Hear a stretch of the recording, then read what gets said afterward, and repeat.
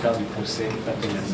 Oui, vous vous souvenez que la Cour de justice de la CEDEAO a rendu un arrêt dans cette affaire le 3 juillet 2013. Ça fait plus d'un an et demi.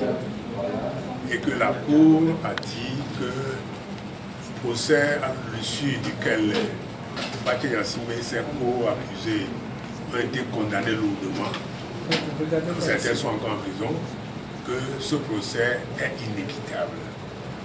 Vous vous souvenez qu'à l'époque, il y a eu une controverse entre les avocats de la défense et les avocats de l'État et certains juristes.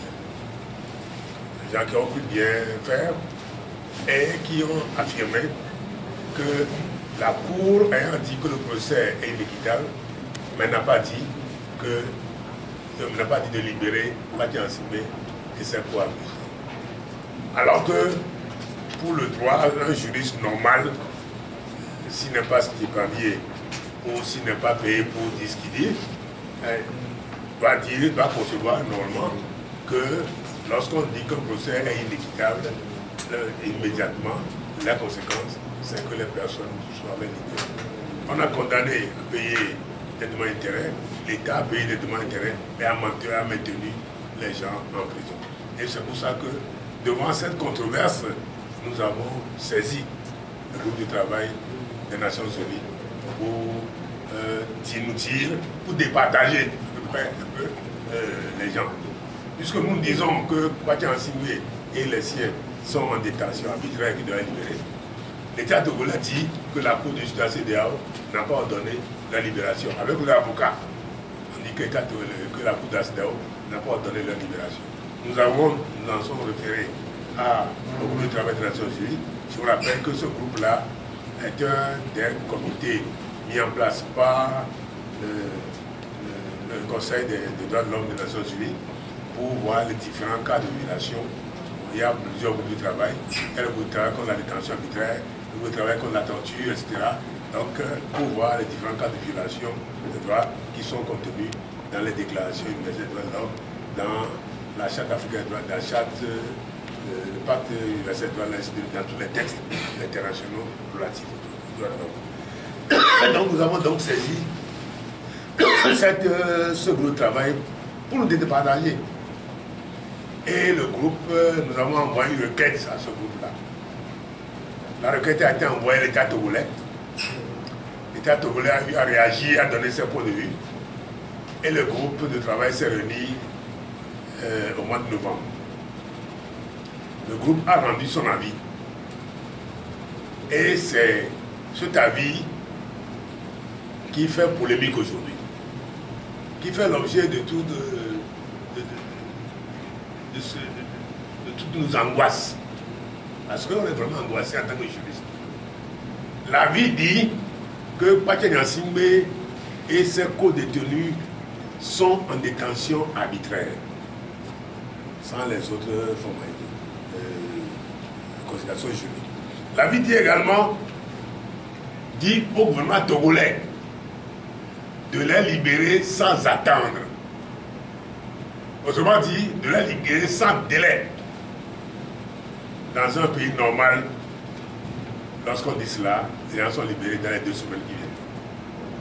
Après avoir fait toutes les formalités de libération, parce que c'est de la même manière qu'on n'a pas pris quelqu'un pour le mettre en prison, comme cela, de la même manière qu'on va libérer, il y a des formalités à faire en vue de la libération.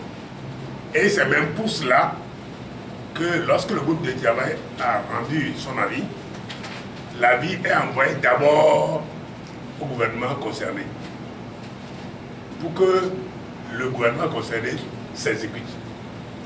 Et l'avis n'est envoyé qu'après 2 semaines aux avocats qui ont fait la requête, et c'est après que c'est publié. C'est pour que le gouvernement concerné puisse prendre lui-même les décisions de libérer, avant même que l'avis ne soit publié. Dans un pays normal, c'est comme cela que ça se passe. Le groupe de travail a statué, ça fait maintenant depuis le mois de novembre. Janvier, novembre passé, rien. Janvier passé, rien. Nous sommes en février. Nous sommes presque à 3 mois de la décision, donc une décision de la vie qui est une décision du groupe du travail. Et pour le moment, rien nous avons saisi le ministre de la Justice pour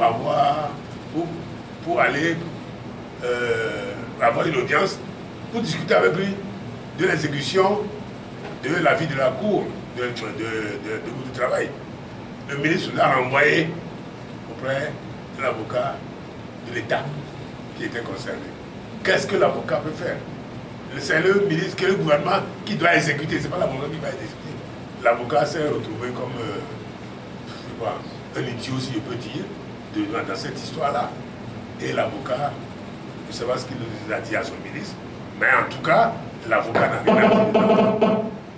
Et donc, c'est comme ça fait déjà 2 mois et quelques. Et le Togo est encore en train de battre tous les records mondiaux. Parce que lorsque le groupe de travail, qu'on a détaché arbitraire, rend une décision, les États, dans les 2 semaines avant même la publication, s'exécutent. Vous avez vu, Mandou Tchania a été libéré dans les 2-3 jours. Vous avez vu, quand vous allez dans d'autres pays, les gens sont libérés rapidement, en Tanzanie, en Europe, partout. Ils sont libérés rapidement, dans la semaine. Le pays qui tenait le flambeau du record, c'était le Cameroun. Vous savez que sur ce point, le Cameroun n'est pas trop loin du Togo aussi. En bien ou en mal, je ne sais pas. Bon, donc le Cameroun a passé 2 mois avant de le libérer à Tangana. Vous connaissez ce dossier à Tangana. C'est le Cameroun qui battait le record de libération tardive jusqu'à présent. Le Togo, comme il veut être le porte-flambeau, le Togo vient de dépasser le Cameroun. Et nous sommes presque à 3 mois de la décision, donc la vie de décision du groupe de travail. C'est pour ça que nous avons convié les journalistes pour faire état de ces situations-là.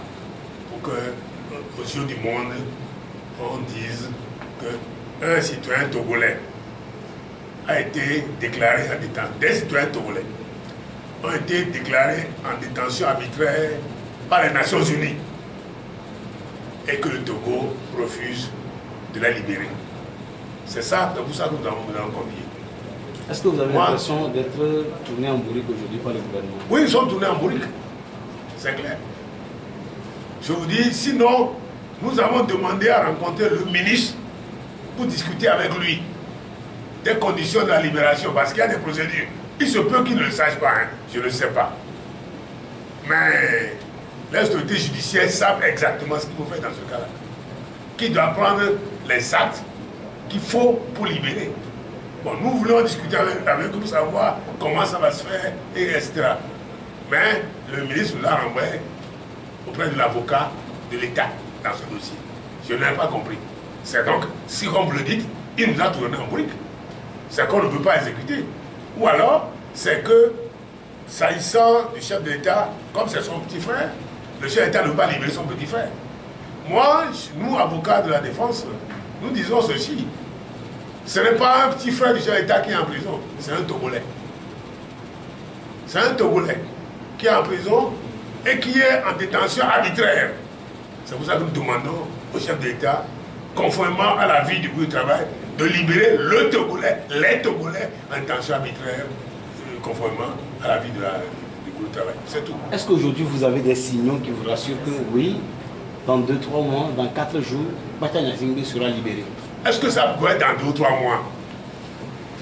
Si vous avez des signaux. Le groupe de travail dit de libérer sans attendre. Sans attendre. C'est le jargon diplomatique pour dire sans délai, donc immédiatement. Sans attendre. On a tout attendu. 3 mois, c'est trop. Je vous ai déjà dit qu'au Cameroun, ils ont atteint 2 mois. C'était. On a crié au scandale. Aujourd'hui, nous sommes en train d'atteindre les 3 mois. C'est encore scandaleux. Quel signal? Ils n'ont qu'à libérer. En tout cas, moi, je n'ai aucun signal jusqu'à présent. Ils n'ont qu'à libérer.